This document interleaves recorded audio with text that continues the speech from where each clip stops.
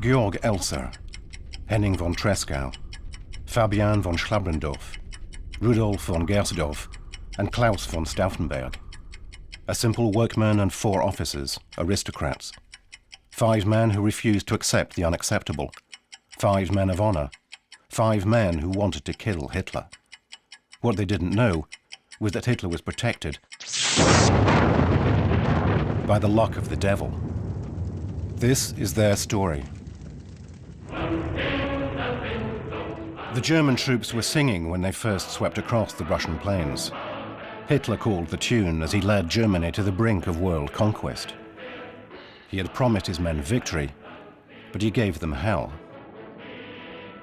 The songs of glory soon faded in the Russian winter, and Hitler's insane dreams vanished in the icy winds. Hitler is an imbecile and a criminal.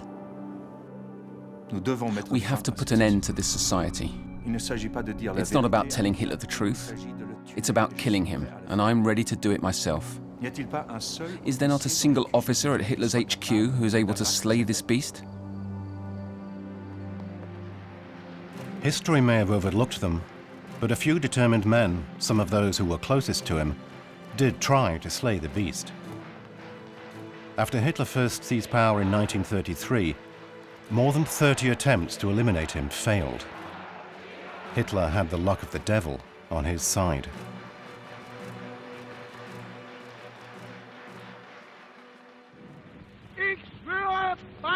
As the new Chancellor of the Reich, Hitler gave himself the title of Führer of the German people, the Guide. He also declared himself to be the supreme chief of the army, and it was to him that soldiers had to swear obedience and loyalty. The army and its officers were bound to Hitler personally. We were all very ill at ease because, according to proper Prussian military tradition, we had sworn allegiance to a man who was a foreigner to us and utterly despicable. But who could have guessed that Hitler would use our oath to entrap us within criminal factions? Rare were the officers such as Baron von Gersdorf who disapproved of the Nazis' methods. In the late 1930s, Hitler was adored by almost 90% of his fellow citizens. The rest remained silent or were in prison.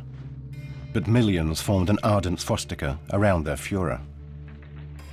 In Munich, one man decided to act. His name was Johann Georg Elser. A skilled carpenter and a communist sympathizer, Elser worked in secret in his workshop for 3 months, preparing a bomb. Conditions in Germany could only change with the elimination of the powers that be. By the powers, I mean the superiors. I mean Hitler, Goering, and Goebbels. I was convinced that the elimination of these 3 men would enable others to enter government and help to improve the social conditions of the working classes. Elser was not alone. General Beck, chief of the General Staff, along with several fellow officers, was also preparing a putsch against the Führer they despised. Hitler forced them to resign, and after Austria and Czechoslovakia, he launched his troops against Poland on September 1st, 1939. Nothing could resist the German armies, as Stukas inaugurated the first terror attacks on Warsaw. It was a full-scale dress rehearsal, where the first victims were civilians. In Munich, Elser continued his preparations, now the only man who could stop Hitler. I learned that the next meeting the leaders would attend was to be held on November 8th and 9th at the Bürgerbräukeller. I left the smaller hall, where I almost always sat at the same place, and went through the dressing room into the main hall, which was never locked. I hid in a storeroom near the exit, the door of which was hidden by a large screen. After dining at the beer hall and finding a way to be locked inside, Georg Elser spent 35 days preparing a hiding place for his bomb, in a pillar near the lectern where Hitler would give his speech. Finally, on November 6th, he installed the bomb in the cavity, setting the timing mechanism for the device to explode on November the 8th between 9:15 and 9:30 p.m. On the evening of November 8th, Hitler boarded his private plane and headed for Munich. He was one of the first politicians to prefer flying to the train, as it allowed him to speak at several places in a single day. The plane was tailor-made for security and comfort, and Hitler was able to work on his legendary speeches.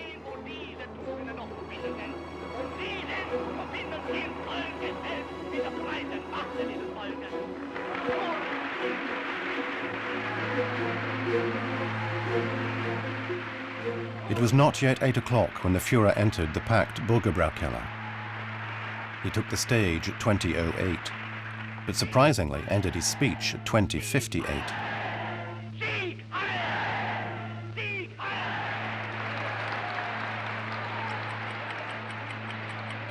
Hitler left the room at 21:09. He seemed to be in a hurry and preoccupied. Hans Bauer, his pilot, had told him that weather conditions meant he would have to take the train. For a simple question of timing, Hitler cut his speech in two, ruining Georg Elser's meticulous planning. The bomb went off at 21:20 as planned, killing 8 people and injuring 63 others. Hitler was on his way to Berlin. Barely an hour later, investigators discovered the remains of a homemade bomb. The explosive was of a type used in quarries, and the timer was made from clock parts. This information greatly facilitated the investigation, and the very next day, November 9th, it was all over. Georg Elser was arrested as he attempted to cross the Swiss border.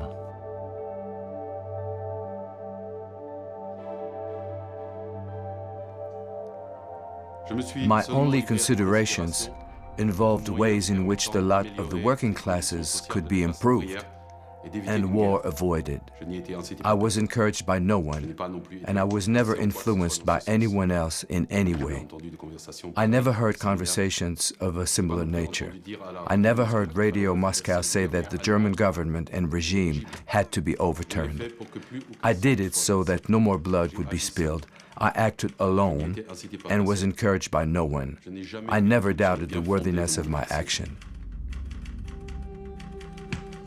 For the German authorities, it was unthinkable that a single man, a man of the people, could have come so close to succeeding. The press published photos of 2 British agents who were said to have attempted to assassinate the Führer with Elser's help. It was pure propaganda.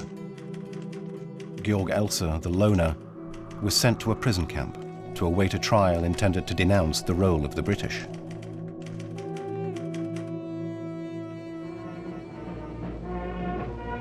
Without a change in the weather, Hitler should have died, and the future of the world may have been very different.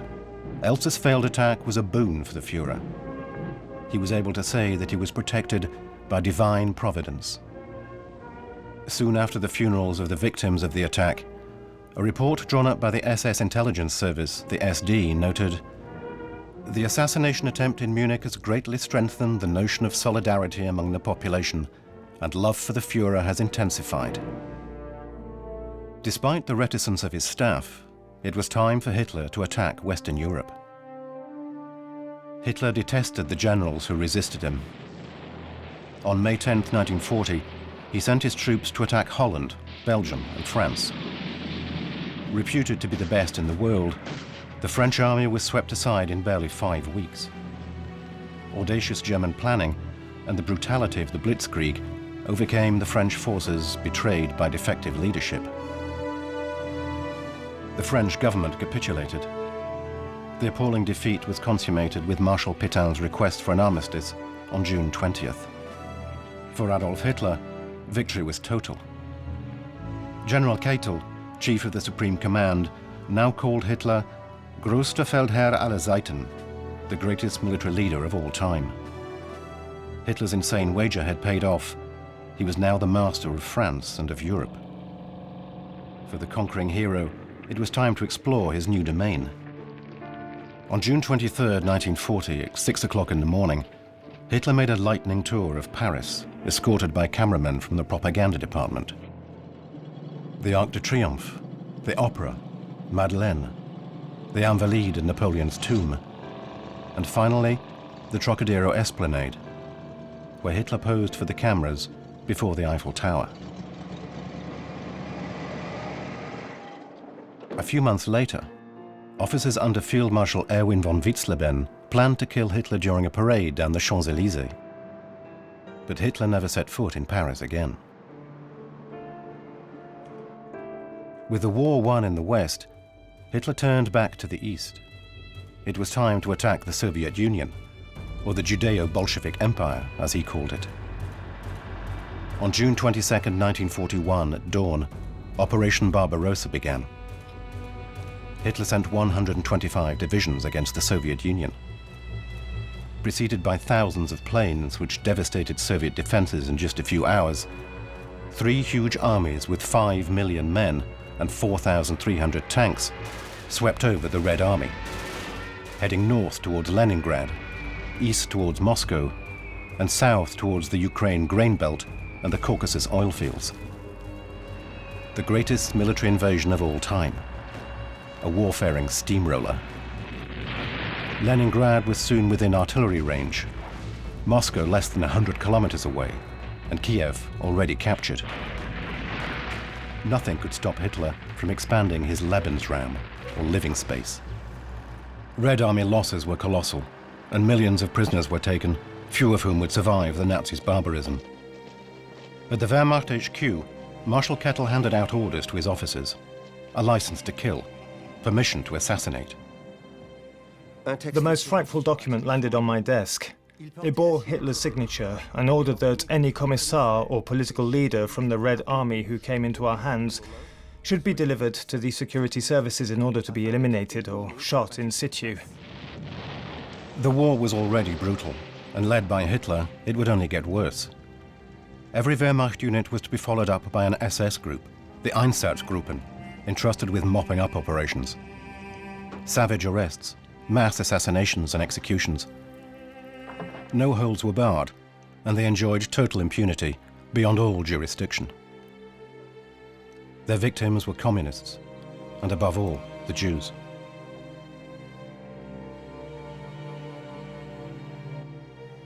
We are soldiers, not assassins. As long as I am Chief Operations Officer at the Army Group Center, there will be no execution of political agents or prisoners. May such things never be allowed to happen. We must act now. In hundreds of years, the world will still remember what we have done. People were made to undress, dig their own graves, and wait for the coup de grace. Almost 1 million men, women, and children were slaughtered in what history has called the Holocaust by bullets.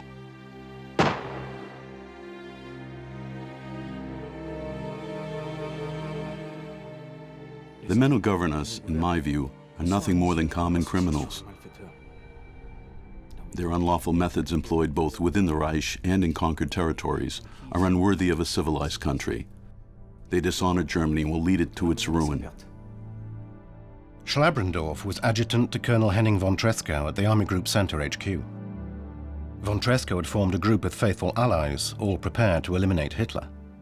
Numerous attempts were made, all of them failed. Hitler's security was reinforced, and his schedule and movements kept secret.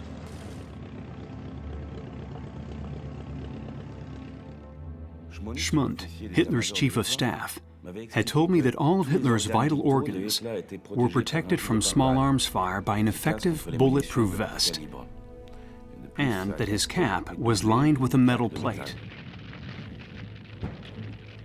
The world held its breath when German and Soviet forces faced off at Stalingrad between July 1942 and February 1943. The Battle of Stalingrad was the bloodiest and most costly in human lives in all military history. 6 months of combat, 2 million dead. Stalingrad became a symbol. Hitler forbade his troops from taking one step back.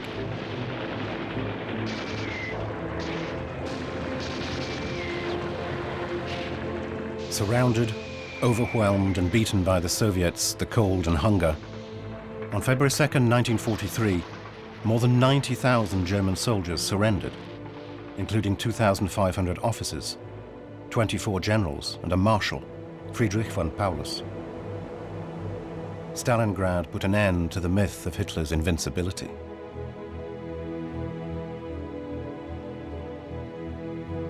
In the aftermath of the Stalingrad defeat, many officers realized they had been duped by a madman.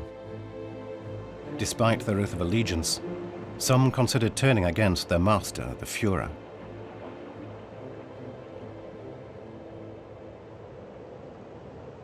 At his headquarters in Smolensk, Colonel Henning von Tresckow was waiting to take action.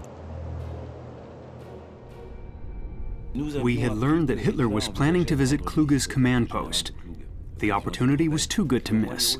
I believed that the highest German military authorities were incapable of initiating a coup d'etat. They would only follow orders.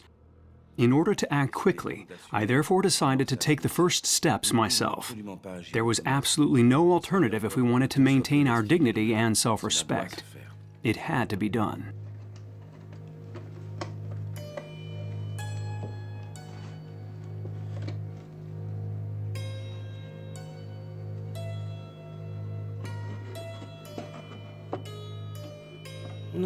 We dealt with the final preparations ourselves. Tresckow had envisaged the following strategy. To be sure of the effect, we favored not one but two explosive devices. We made a package that resembled the shape of two bottles of cognac. Then we had to rig the package so that it would be possible to set off the detonator without damaging the box.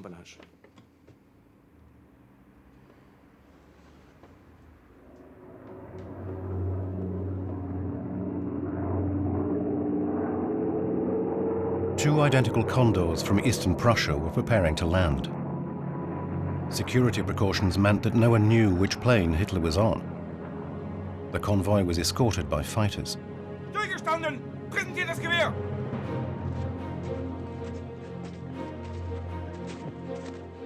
The Führer spent the morning in meetings with his staff. Lunch was served in the officers' mess. Gewehr ab! At table, we had to put up with Hitler's good mood, as he was pleased to be among real soldiers. The Führer had brought his personal cook and the doctor entrusted with tasting his food. Hitler trusted no one. 12 food tasters were at his service, and his personal SS guard, cooks and doctor accompanied him everywhere.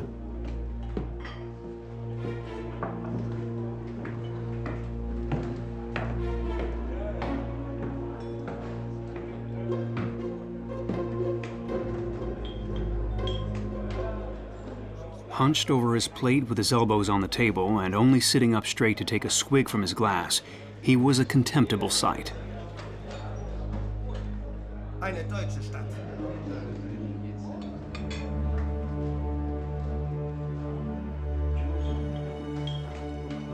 We had to act quickly. The Führer was about to leave. I therefore approached Colonel Brandt, who was to travel on the same plane. I very casually asked him if he would take a package for me. I said I had lost a stupid bet with Colonel Stieff from the Army Supreme Command, and that it had cost me 2 bottles of cognac. That was my excuse.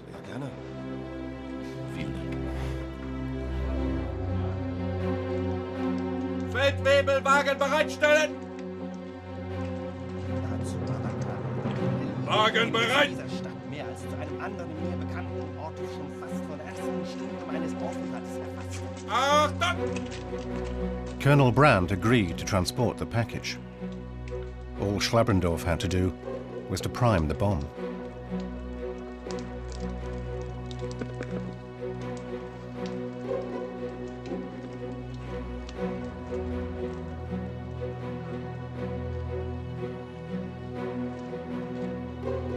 Land! Abfahrt! Danke Ihnen vielmals.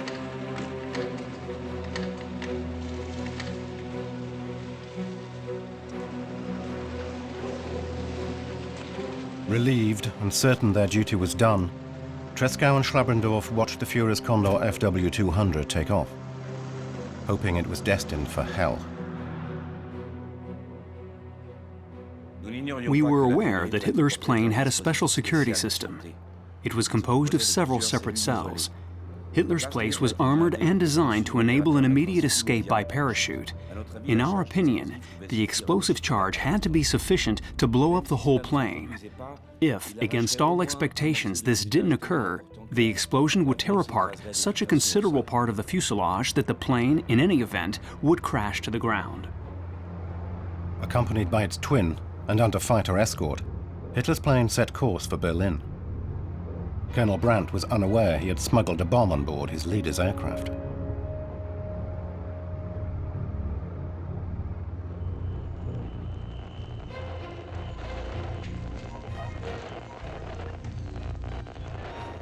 Back at HQ in Smolensk, nerves were fraught as they waited by the radio.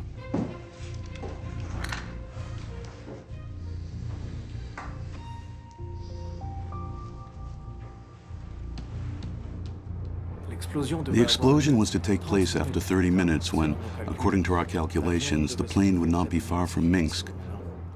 At any moment we were hoping to receive a message from one of the fighters escorting the Führer's plane saying it had exploded. But we heard nothing. Finally, after 2 hours, a routine message arrived from Berlin, saying that after an inspection visit on the Eastern Front, Hitler had safely returned to Berlin and reached his headquarters at the appointed time. So we had to face the facts. As incredible as it may seem, our attempt had failed. Tresckow and myself were literally stunned. For the two conspirators, it was vital to recover the package that could seal their fate. Schlabrendorf flew to Berlin with 2 real bottles of cognac and exchanged them, explaining to Colonel Brandt that a mistake had been made. Schlabrendorf and von Tresckow would soon find another opportunity to use their bombs. A remembrance ceremony at the Military Museum was planned to celebrate Heroes Memorial Day, Heldengedenktag. It was a fine opportunity. According to the schedule, the Führer was going to attend, accompanied by Heinrich Himmler and Hermann Göring. Any of us who was determined to kill Hitler had to be prepared to sacrifice his own life. At the Zerghaus, the old arsenal on Unter den Linden, Hitler was welcomed by Hermann Göring, General Keitel, and Heinrich Himmler. My friend, Colonel von Gersdorf, after a few moments' thought, said to me, "I will carry out this mission. I will do it for the country's salvation."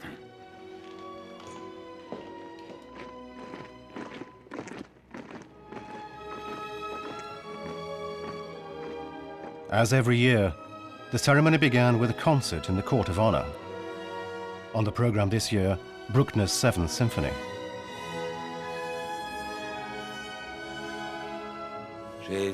I suggested that the volunteer who agreed to carry out the attack should place a bomb in each of his coat sleeves, trigger the detonators at just the right moment, then position himself as close as possible to the Führer. In this way, the man prepared to sacrifice his own life would at least have the greatest chance of attaining the objective.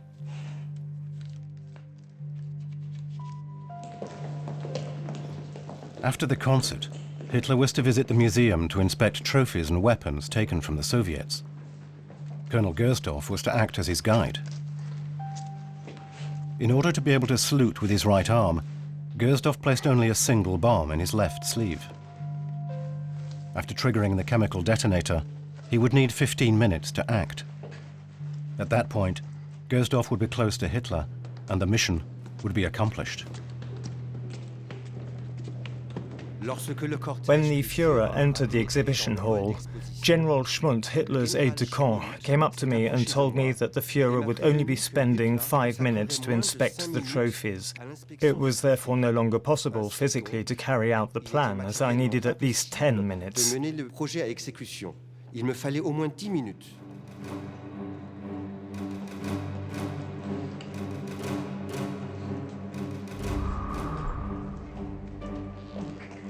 "5 minutes, the longest 5 minutes in Gersdorf's life. He had accepted the ultimate sacrifice, to blow himself up with the dictator.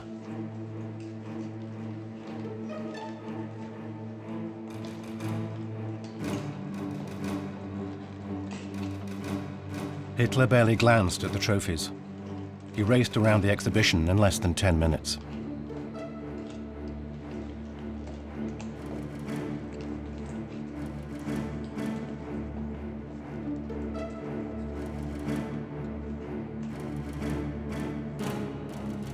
The visit was over.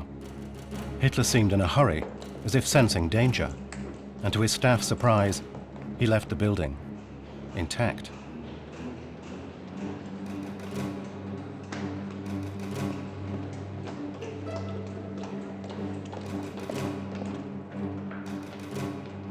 The detonator was triggered, but had no time to take effect. Gersdorf just had time to rush to the restroom and defuse the deadly device.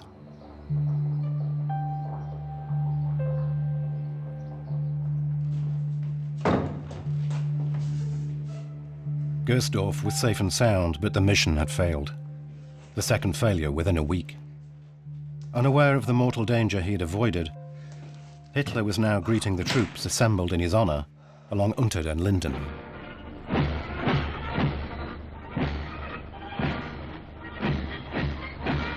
In the weeks that followed, the Führer would emerge unscathed from 2 further assassination attempts.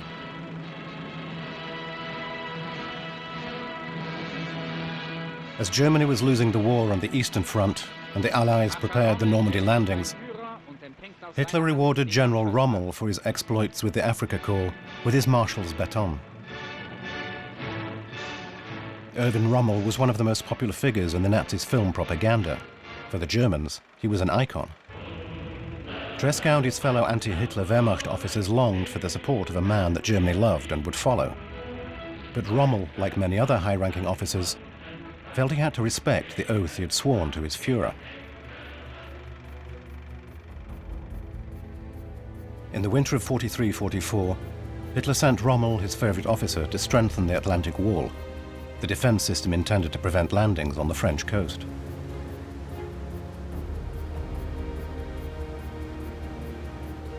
The wall would fall. The Allies were expected, and indeed arrived as Rommel himself had predicted. The landings will take place in Normandy, and that day will be the longest day. On June 6, 1944, 1,213 warships, 736 support ships, 864 cargo vessels, and 4,126 barges and landing craft landed 20,000 vehicles and 156,000 men on the beaches of Normandy. The Allies set foot in France, and nothing could now stop them on their march towards Berlin. Rommel knew that the battle was lost, and even wanted to negotiate a separate peace with the Allies. Montgomery from Britain, Eisenhower from the USA. German resistance had sounded Rommel out, but he hesitated, knowing that an attempt was to be made on Hitler's life. Perhaps he sympathized with the conspiracy, but he imposed his own conditions. Hitler should be arrested and tried. He was resolutely opposed to assassination. July 17th, and as usual, Rommel was inspecting his troops on the front. As ever, Adjutant Daniel was driving as Captain Helmut Lang watched the skies. Allied planes were everywhere, and it was almost impossible to move around. But Rommel didn't care. The Desert Fox had seen worse. It was 5 p.m. when a Spitfire patrol spotted Rommel's car on the road to Vimoutier.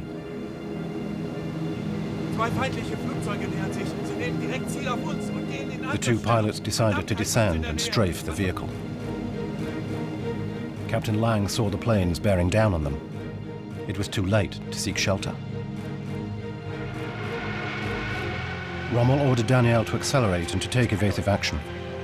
The long straight road offered no safe haven, and the car was already in the fighters' sights.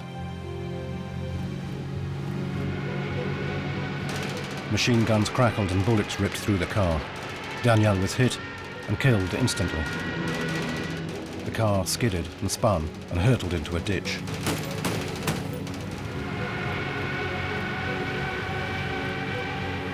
The fighters were already soaring into the clouds above. Rommel lay on the Normandy grass with a severe head wound.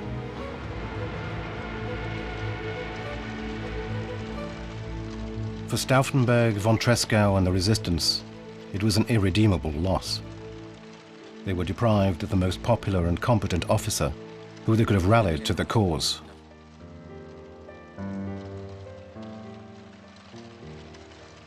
The generals have achieved nothing, so now it's up to the colonels to act.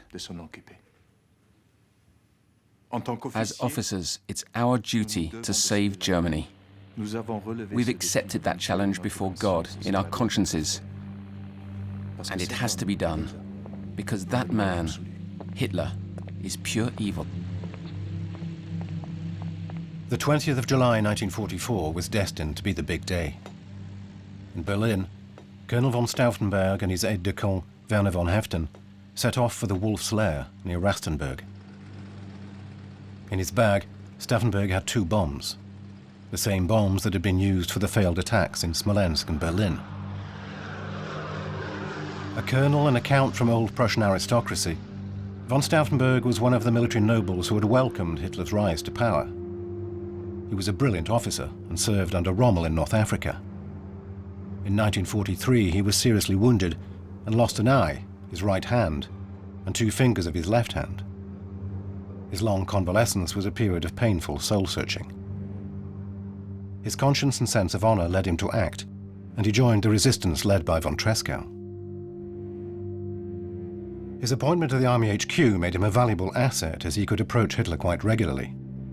It was he who brought to the Führer the version of Operation Valkyrie that had been modified by General Olbricht, Colonel Tresckow, and himself. As usual, Hitler signed the documents without reading them.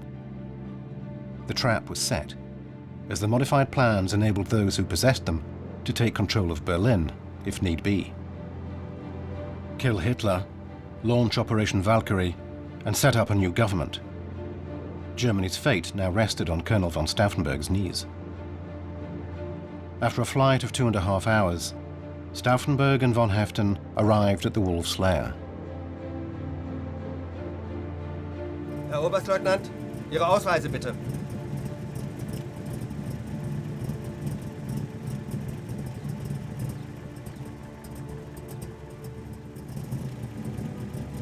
Schranke öffnen. Fahren Sie. Before them stood Hitler's bunker. It was behind these thick concrete walls that strategy meetings usually took place, and it was here that Stauffenberg wanted to strike. The concrete would intensify the blast from the explosion, making it an ideal location.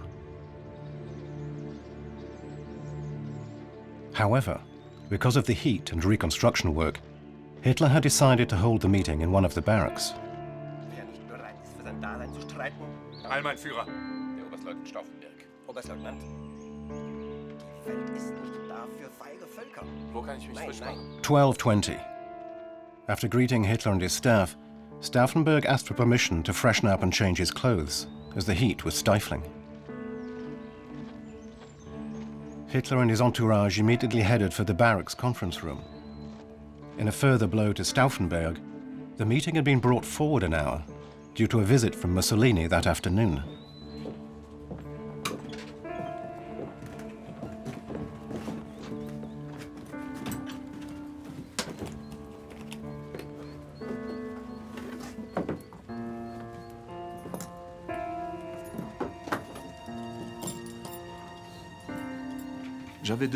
I asked to go to the washroom. It was very hot, and my very visible war wounds meant that no one asked any questions. The conference room would be less likely to intensify the explosion than the underground bunker, so it seemed more prudent to prime both explosive devices. Von Heften handed me the briefcase containing the bombs. We placed 2 detonators in the explosive, and I began to set the first timer. Ich komme! Oberstleutnant! Ja, ja! Suddenly, I heard someone calling me through the door. Oberstleutnant Stauffenberg! Ja, ich komme! There was a call for me from General Feldgiebel. Es ist dringend.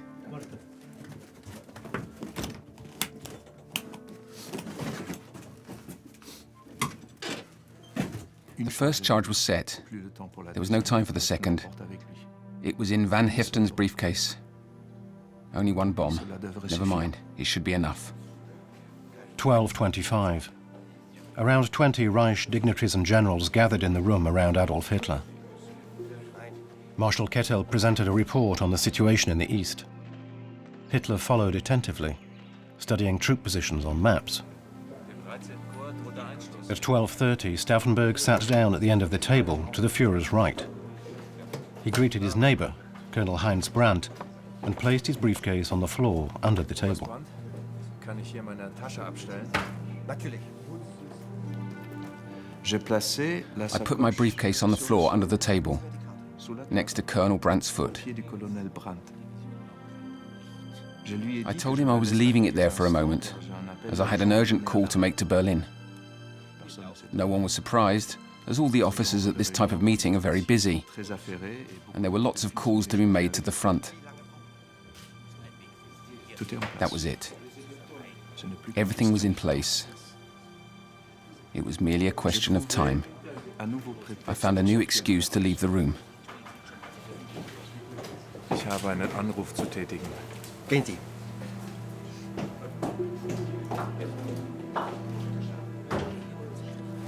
The briefcase was in Brandt's way, and he moved it, placing it against a thick pillar that supported the heavy oak table. With his casual but fateful gesture, Colonel Heinz Brandt unintentionally deflected the blast away from Hitler. Es ist soweit.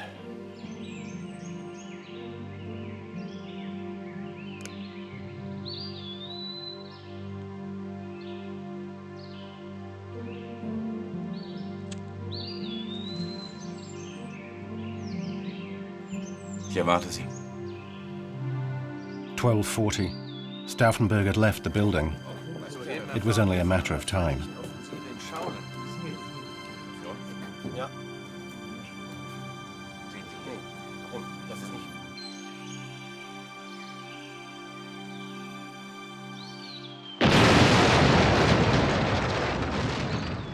I felt the blast on my cheeks. Hitler was dead. No one could have survived such an explosion.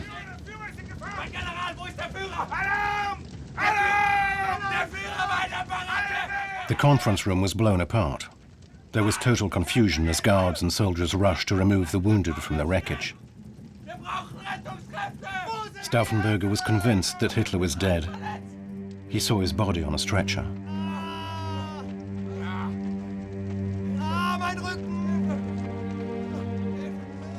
12:47. Stauffenberg and von Heften rushed to their car. They had to reach Berlin as soon as possible.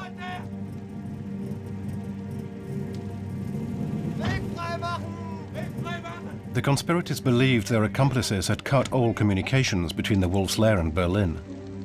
But in their haste, a number of possibilities had been overlooked. Contradictory reports were already circulating. At 1:15, Claus von Stauffenberg took off from the aerodrome heading for Berlin. For him, the operation was a success. Hitler was dead. In Berlin, the sealed orders for Operation Valkyrie had been distributed and the provisional government formed by General Beck. But nothing was to go as planned. Co-conspirators General Obrecht and Colonel Quenheim were waiting for confirmation to launch the operation. 3 precious hours were lost before Stauffenberg finally landed and told them that Hitler was dead. At 4 p.m., Operation Valkyrie was launched at last. All the officers mobilized for Valkyrie had received a sealed envelope containing brief orders. All the heads of the SS were to be arrested immediately and their men disarmed, as well as Göring, Bormann, Himmler, and Goebbels. But nothing was to go as planned. Suddenly, towards the end of the afternoon, a voice rang out from every loudspeaker in the city. The Führer's. A very small clique of ambitious and unscrupulous officers formed a conspiracy to do away with me.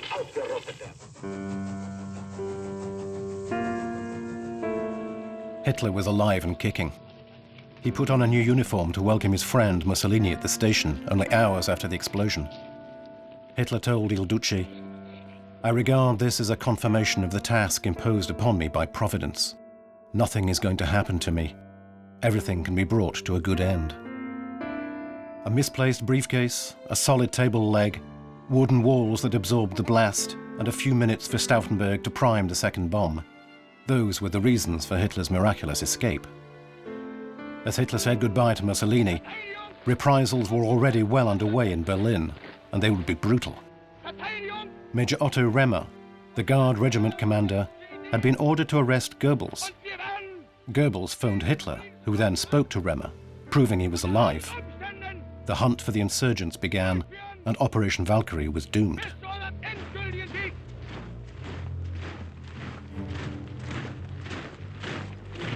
That evening, General Olbricht, Colonel von Kernheim, Lieutenant von Heften and Colonel von Stauffenberg were arrested and sentenced to death without trial by General Fromm. Fighting for his own survival, Fromm betrayed his fellow conspirators. The witnesses to his collaboration had to disappear.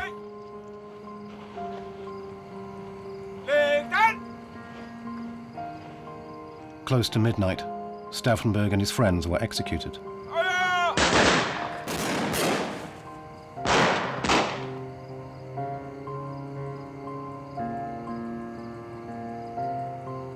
They were initially given a soldier's burial with their uniforms and medals. But Hitler, furious, had their bodies dug up, stripped of their medals, and cremated. For Count Henning von Tresckow, recently promoted general, the soul and brains behind the resistance to Hitler, it was time to make his will. To protect his wife Erika and their children, he decided to disguise his suicide as an ambush. There were numerous Russian partisans in the forests who made frequent raids. On July 21st, despite the morning mist, it was a fine day in Ostrau on the Eastern Front. In his parting words, Tresckow said, "He who can keep his childhood dreams alive and pure, who can preserve them in his bare, defenseless heart, who, despite the world's mockery, dares to live as he dreamed as a child until his final days, then he is a man, a true, complete man. The whole world will attack and vilify us now, but as ever, I am still totally convinced that we did the right thing. Hitler is the archenemy not only of Germany, but of the entire world. When, in a few hours' time, I go before God to account for what I have done and left undone, I know I will be able to justify what I did in the struggle against Hitler. In the same way that God promised Abraham that he would not destroy Sodom if just 10 righteous men could be found in the city, I hope that for our sake, out of respect for us, God will not destroy Germany. I would have liked for you to witness my death. I have no wish to allow my enemies to take me from this life. Farewell. We shall meet again in a better place."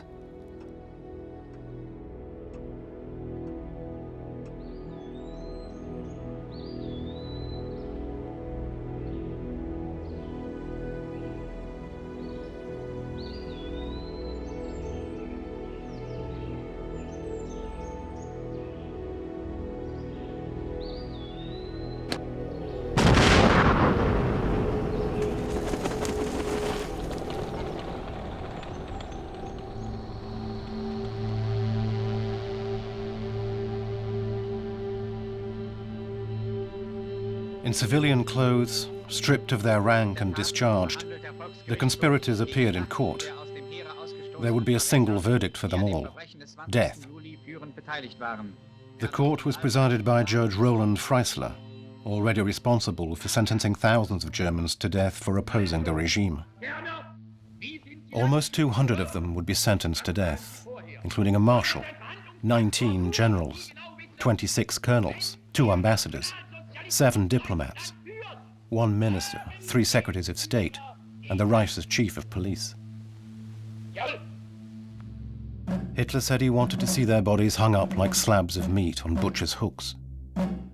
To make the hangings more painful, and above all slower, the hemp rope was replaced by piano wire. And for the Führer's personal pleasure, the executions were filmed. Death was not immediate. The agony could go on for 20 minutes. The reels of film were taken each night to Hitler's headquarters. A bill for 500 Reichsmarks was sent to each of the families by the Berlin administration. 125 Reichsmarks were set aside for the hangman's wages.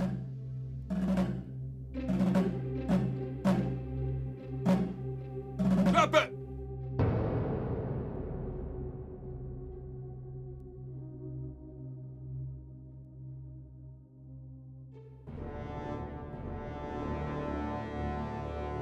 On October 18, 1944, Hitler offered a state funeral to his favorite field marshal, Erwin Rommel.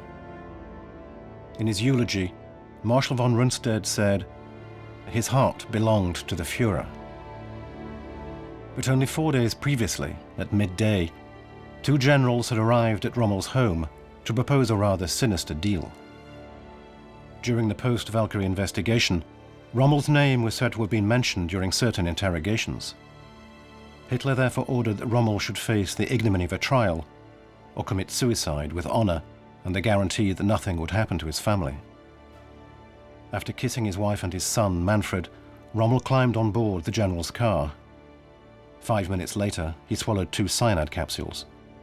The Germans' greatest military hero had just officially died from an embolism.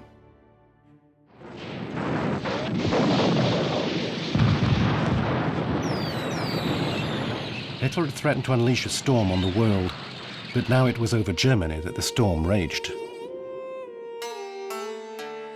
Since his failed attack at the beer hall on November 8, 1939, Georg Elser had been locked up. He was known as the secret prisoner, or Hitler's prisoner.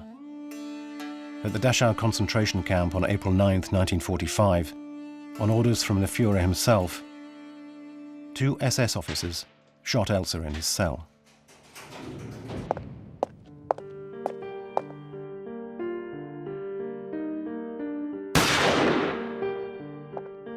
"20 days later, American forces liberated the camp.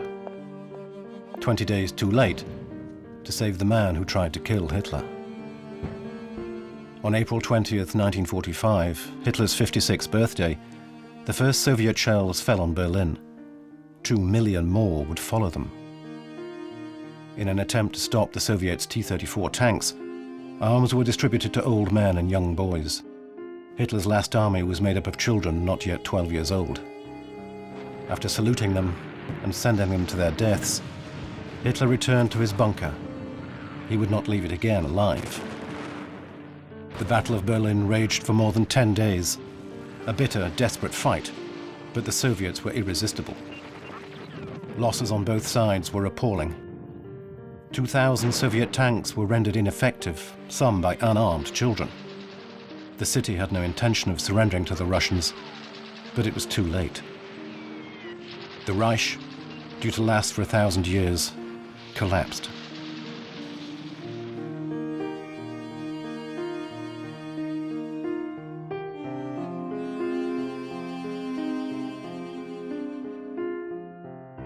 At 1 o'clock in the morning on April 29th, 1945, Hitler's mistress of 13 years, Eva Braun, finally married her Führer at a short ceremony. The witnesses were Goebbels and Bormann, assisted by a Nazi civil official. The guests shared some sparkling wine with the newlyweds. Eva Braun, delighted, was now Frau Hitler. Around 3 o'clock in the morning, Hitler dictated his private will to his secretary, 3 typed pages, where he announced, "I myself and my wife, in order to escape the disgrace of deposition or capitulation, choose death. It is our wish to be burned immediately." April 30th. The red flag flies over the Reichstag.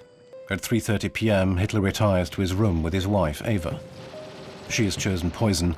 He fires a bullet into his temple. At 3:50, the 2 bodies are taken outside. 200 liters of petrol are poured over them and ignited.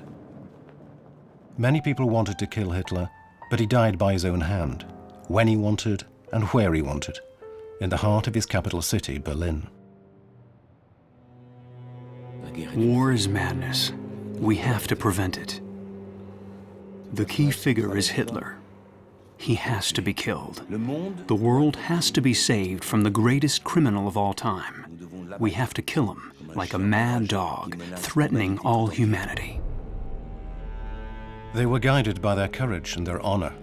Tresckow, Schlabrendorf, Gersdorf, Stauffenberg, Elser. They all wanted to kill Hitler.